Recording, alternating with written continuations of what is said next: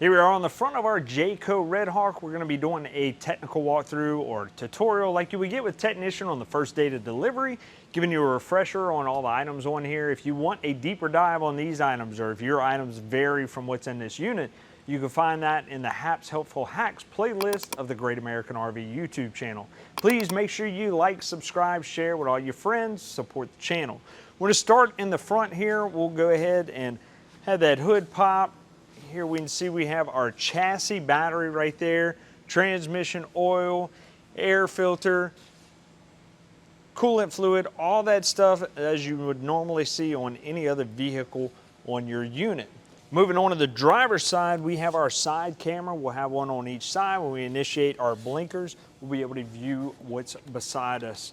We have our generator right here. Our generator can be initiated and started from outside or inside. On the outside right here, we have our on-off button. You're also going to see a reset button right here. That reset button is for your 30 amp breaker. In the event that you lose power inside your unit, you've checked your main breakers in there. There's another breaker on here. You're going to want to go check if the generator is running and yet you still don't have power on the inside. You go ahead and reset that system. I advise you to turn off your AC, microwaves, anything that you might have had on at that time. That way when it resets, it doesn't surge that system and possibly trip it again. We also want to notice that we want to prime our engine before we get it started. We have that gas prime button right here. We hold it down for a little bit and we'll hear that fuel pump kick on and start priming the system, and then we can initiate our start on there. We do have a timer meter right here that will let us know the hours that have been ran on this generator. That way we can keep up with maintenance. It's also very important that once we start it, if we happen to start it from the outside, we put that cover back on, because if we don't, then it will not rotate the air properly to cool that system if that cover's not on there. Our next compartment is just storage. The third compartment is where we have our 30 amp power cord storage right there. We have it plugged into the wall. You're also going to have a 110 outlet and then of course your cable hookup for the campground.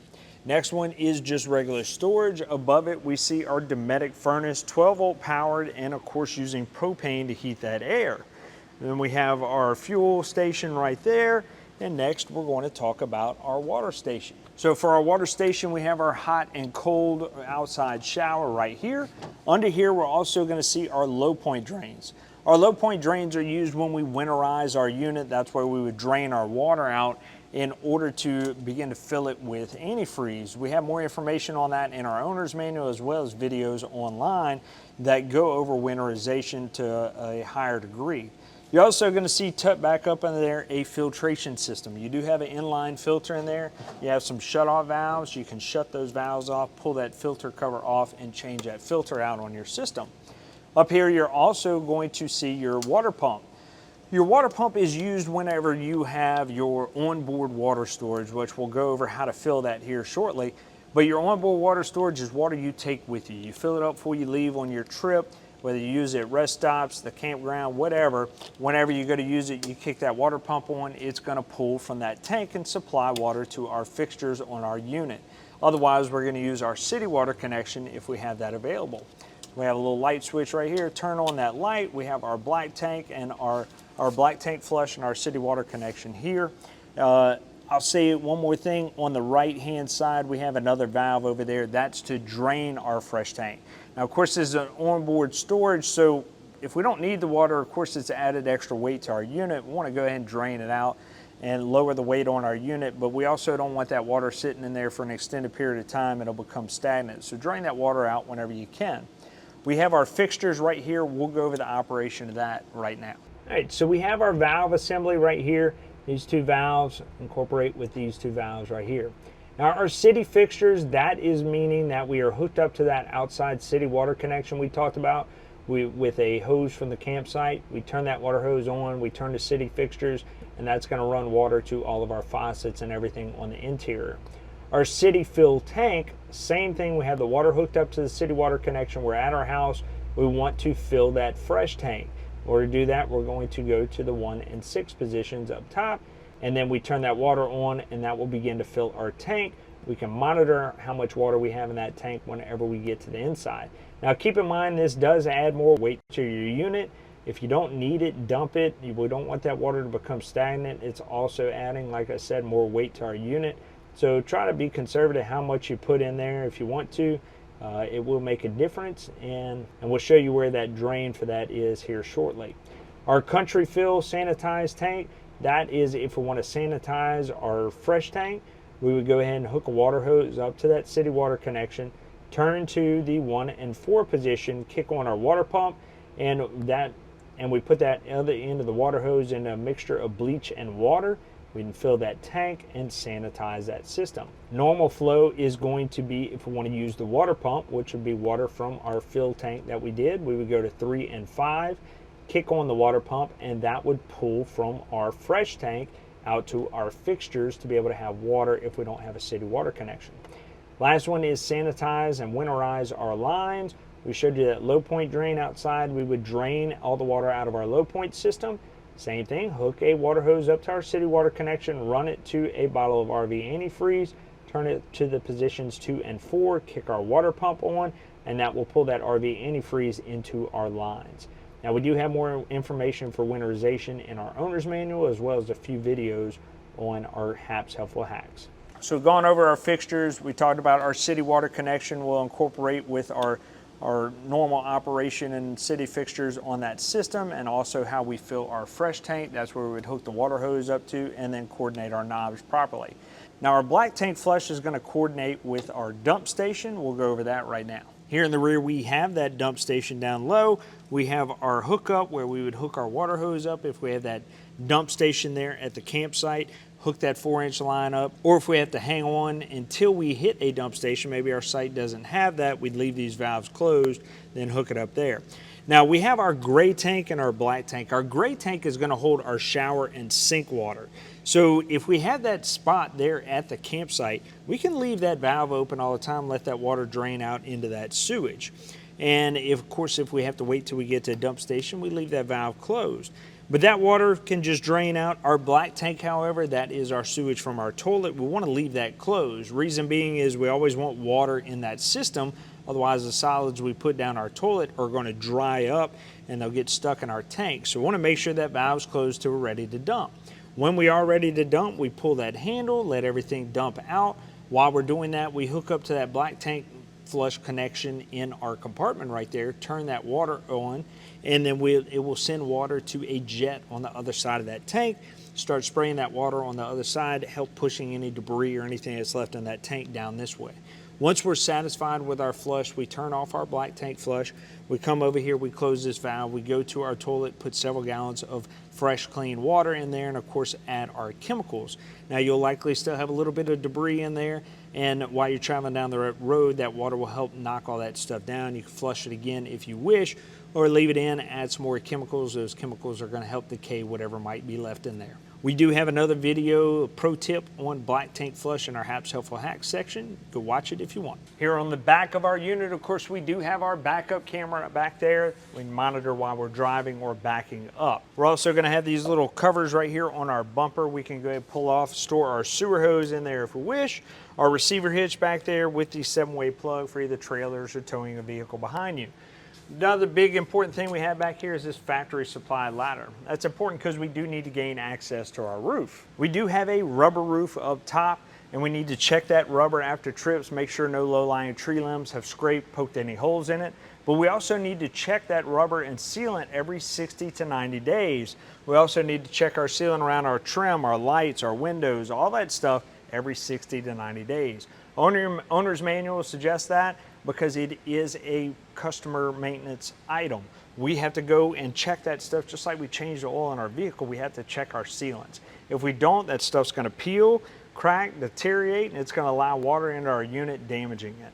Manufacturers aren't going to participate in that kind of repair if we're not doing our regular maintenance on it. So if you see any cracking, peeling, deterioration, want to clean that spot, reseal over it with the appropriate sealant. Moving on to the passenger side of our unit, once again, another side camera right there. We also have our entry door here. We open it up. It does have a shock assist there at the bottom, of course, to keep it from banging up against that awning whenever it is extended.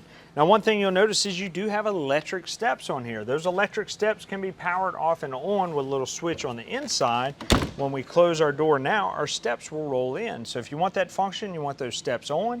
If you want our steps to stay out when we open and close our door at the campsite, we just turn them off and they'll stay out. You will have an ignition override. Whenever you crank that engine up, those steps will automatically go in, just in case you forgot. Let's go over some information on our awning now.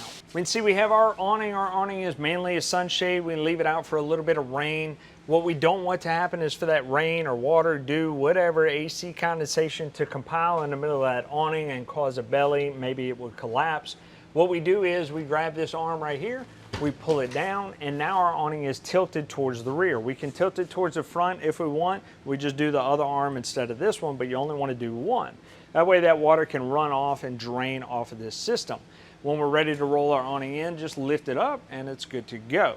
If you're leaving your campsite for an extended period of time, roll that awning in. You see a bad storm coming in, got a windstorm, anything like that, roll it in. It would be an insurance claim if we're not using it properly. We leave it out in that kind of weather. So make sure we're taking care of our awning properly. Just past our entry door, our first compartment is going to have our propane.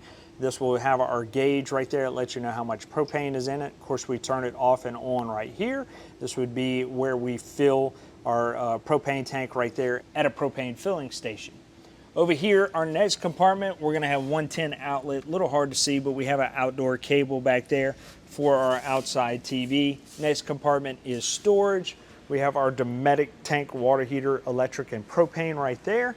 And then we have another storage compartment behind our axle. And our very last compartment is another large storage compartment with deeper storage in the back. As we enter our unit, we're going to notice a latch on those steps. Open that up and we can see we have our battery system. Now, this is going to be our batteries. They are wet batteries. Now, these are wet batteries. We do need to pull the caps off, maintain them, make sure the water level is at the proper height. We're also going to notice that we do have a little breaker in there. We can see it with the little blue button. That is right there. That is a resettable breaker. If it ever trips, you want to come in here and check it. That is going to be for our hydraulic system. Also going to have our battery disconnect in here, function by the switch that will go over here shortly. And these ones with the red caps right here, these are thermal resettable 12-volt fuses. They will reset on their own after they cool off. If they are overamped, they'll heat up and disconnect that 12-volt circuit. Just got to give it a little bit of time. It'll click and that system will go back to working. As we walk into our entry to the right, we have our exterior light switch that will work our awning lights. They are also dimmable. And we have our power step off and on. We talked about that with the steps when opening and closing the door, our awning in and out. And then we have our battery disconnect here. That battery disconnect is when we store our unit unplugged. We go ahead and flip that switch, this light will turn off and it disconnects our house batteries from our unit and it conserves the battery power in there. That way when we pick it up from storage, we still have some left. Now, anytime we have our unit plugged in, we'll have to have that switch on. Of course, so we can operate everything inside our unit, and it will also be charging our batteries while we're plugged in. Above that is our leveling system. We'll go over the information and operation of that right now. All right, so we're going to go over our Lippert auto level system. On this unit, our ignition is required, so that means we have to have our engine on, emergency brake on, and we would just go to auto level. It would begin the auto level. And want to make sure we're not moving around in our unit whenever this is taking place. Otherwise, it will throw off the sensors whenever it is leveling and your unit isn't going to turn out very level. Once it's complete, of course, it will notify us. Auto level is success. If it gives you any failures, it'll let you know that too. Now, if we go to our home screen, that is generally the first screen that's going to pop up. When we're ready to retract our jacks, we just hit retract. Everything's going to come down and automatically retract. We need to make sure this is complete before we hit the road. Right. We have a couple other features on here. If we hit our menu button up at the top, we have our manual mode. We can extend the front, extend the rear, and our sides if we want to manually level our unit. We can also use this after it auto levels. If we have some slight tweaking we need to do, maybe our bathroom door is just slowly closing up. We want to pitch our unit over to the side to keep it from doing that. We can certainly go in and adjust that manually. You do have an app that we can download. It will be by a Bluetooth on our system. We'd go ahead and have that app downloaded, connect Bluetooth through our phone, and we could actually operate our jacks. Our calibration is based on which end of the vehicle we are facing. This screen is facing the front of the vehicle, so we would click that. We would then choose a level reference point. So our main floor area, we'd take 4-foot level, put it out there. And then on the next set of screens to operate the jacks to level that point front to rear and left to right. So it would bring us into our manual level basically. We're going to manually level our unit until we got that 4-foot level into that perfectly level position. Then we would hit confirm level, and that would confirm our new 0 point. We only want to do this if we find our auto level is not hitting the right spot. It can happen. Rarely is this system going to erase your 0 point leveling that's there. So this is only if you ever have to go in there, tweak it a little bit because it's off for whatever reason. Sometimes low voltage can cause issues with it, but generally if there's a problem, it's going to give you an error code on here and let you know. We're going to see attached to our frame under here, this is our LCI hydraulic pump system. This is to operate our leveling jacks on our unit, and it is a 12-volt operated pump. There are some override instructions for that, and you can look forward to those videos on Hap's Helpful Hacks at some point. Make sure you like and subscribe so you don't miss it when it comes around. So it is a 12-volt operated jack system. It's only going to work with your ignition on, and of course your battery disconnect as well. We showed you where that pump system is. You can go diagnose through there. We will have some videos up that covers these types of systems. As we walk in, up above us to the left, we have our generator timer on the inside to keep track of maintenance and hours that are on it. We have our start and stop. In order to prime it from the inside, we hold down that stop button till that little red light at the top pops up. Lets us know that system is primed, ready to start, and we can hold down our start and get it running.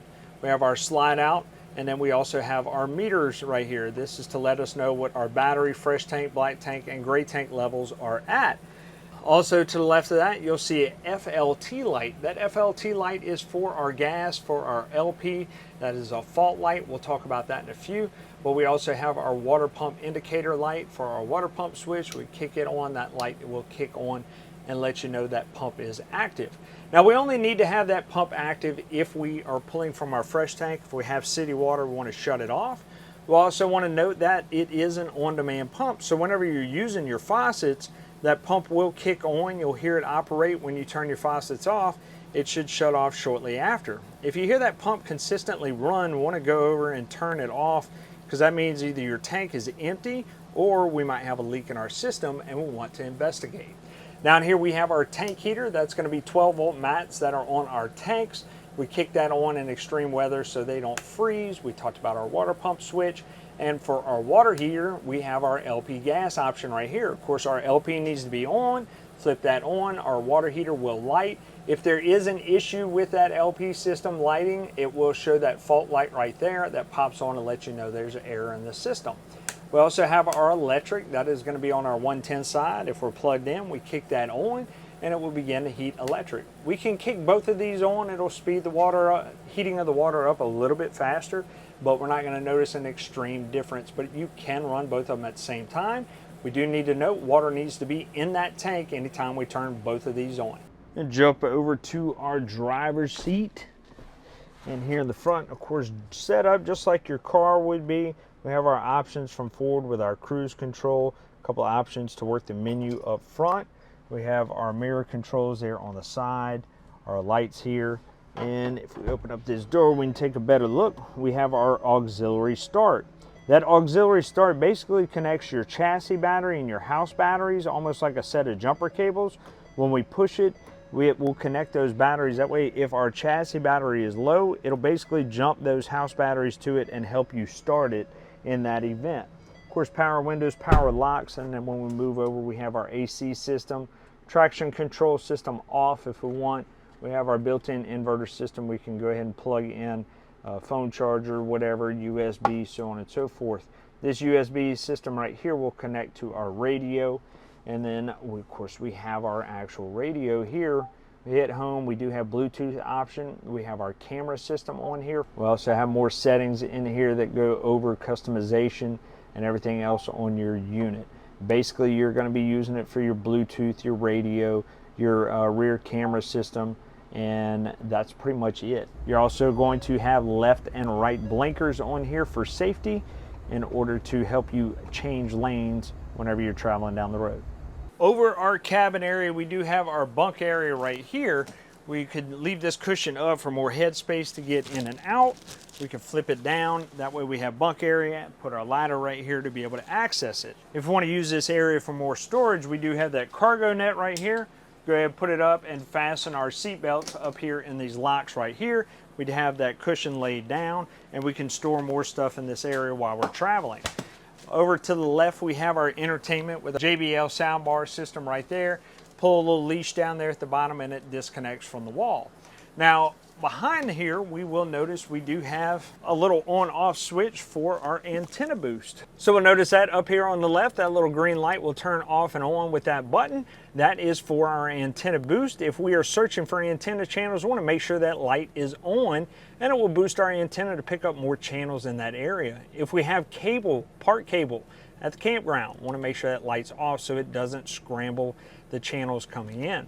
Over to the right, you do have another little button, and that is for our Wi-Fi power. If we upgraded our system and added the router in here, we could have Wi-Fi with us wherever we go. If we subscribe to that, that would power that up.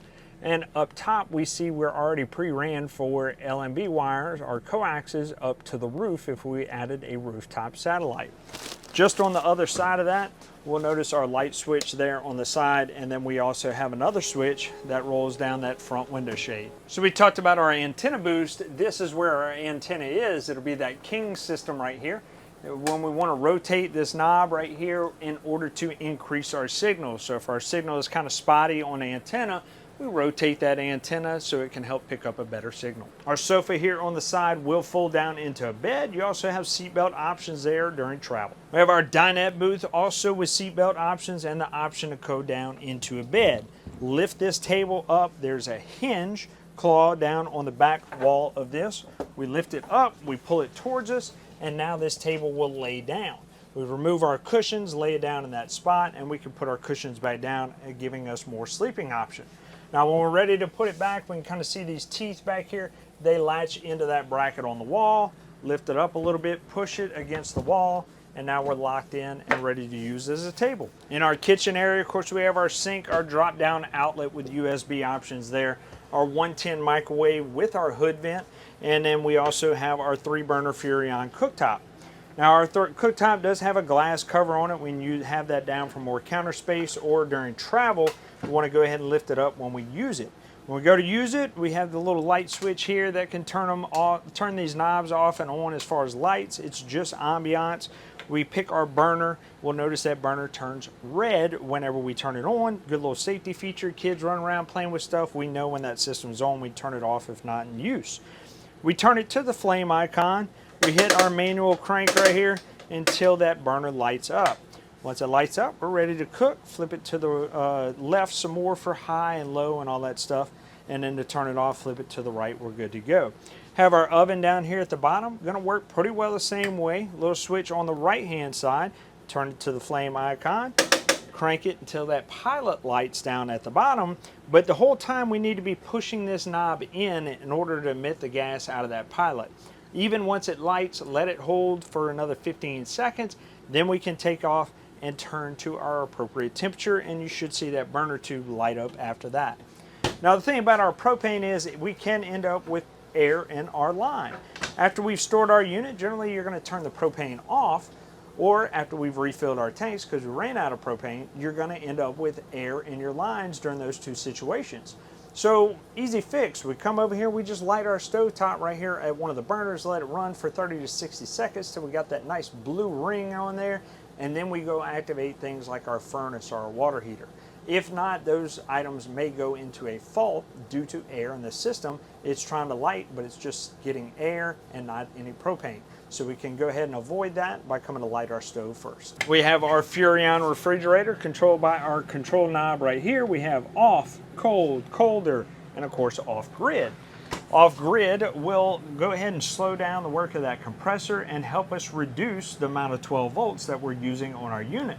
So we'd use this if we don't have a place that we're plugged into. We're trying to conserve that 12 volt power. We turn it to off grid option and it reduces the amount of work that that refrigerator is doing. But we also need to keep in mind we don't want to go in and out of that refrigerator as much because of course that compressor isn't working as hard. Another thing we need to remember is that neither the fridge or the freezer have drain tubes. So whenever we store our unit and we shut it off to defrost everything, we need to get any water that is sitting out of here and we need to leave our doors open to let them air out. It's going to reduce the opportunity for mold and mildew, but it's also going to reduce the opportunity for any water to actually leak out of here and damage our wood components around our fridge. Manufacturers aren't going to participate in that kind of repair, so we need to make sure that we are defrosting and cleaning out our fridge properly. Over here we have our power control system, our thermostat, and we have our COLP detector there at the bottom. Let's take a closer look at that. So this is our energy management system right here, a power control system. We do have a 30 amp service on here, but we have two ACs, our microwave and an electric water heater on here. So we may end up using more amperage than what we have as an option. So this system will automatically choose which one of those units to basically shut off or shed power from whenever we use things like our microwave and maybe we have both ACs running. So we will always want to make sure that we're on the appropriate service. 30 amp service is going to be your normal plug-in. If we're plugged into an outlet at the house, it would be a 20 or 15 amp service. We would want to go ahead and change it to that if that case occurs. When you scroll down, water heater, AC rear, AC front are going to be the options that it would shed.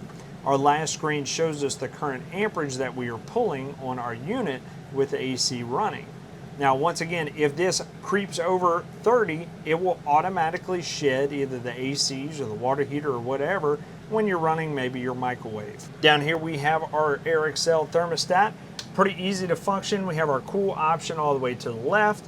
That is actually going to cool our air. We go ahead and set our temperature up here. If we want just the fan running, it's not going to cool the air. This thermostat up here isn't going to have anything to do with it. We just click it over to fan and it's just going to run the air on the rooftop AC. Then we have our off option and our heat option, which we kick on our furnace that's down below. That is our gas furnace and start to heat the unit. Now to our right, we have our option for our fan. We have auto or just on, high and low for both.